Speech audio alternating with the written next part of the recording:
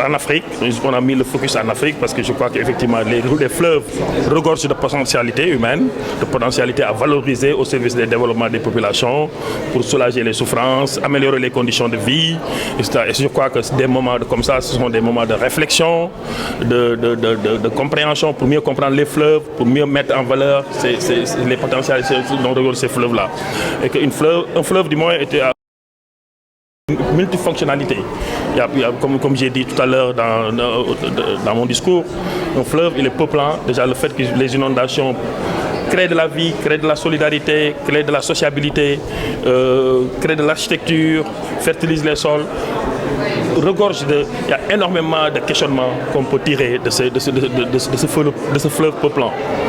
Un fleuve, il est aussi peuplé d'activités sociales, culturelles, économiques, symboliques, où les dimensions. Et d'une manière générale, on se rend compte que les projets d'aménagement privilégient la dimension économique au détriment des dimensions sociales, culturelles et de la biodiversité. Et je crois que des colloques comme ça sont des moments importants pour convoquer, pour mieux comprendre toutes ces dimensions qui sont souvent les parents pauvres des aménagements, pour mieux comprendre et pour mieux utiliser ces fleuves-là. Oui, évidemment, parce que les fleuves ont été fortement utilisés comme déversoirs. Bon, déjà, par exemple, prenons l'exemple de la France, où le fleuve Rhône a énormément joué dans l'électrification de la société française, avec ses 22 barrages hydroélectriques et beaucoup d'autres fleuves français, donc le fleuve Loire, etc. Donc les fleuves sont au service du développement des populations. Et ça joue un grand rôle.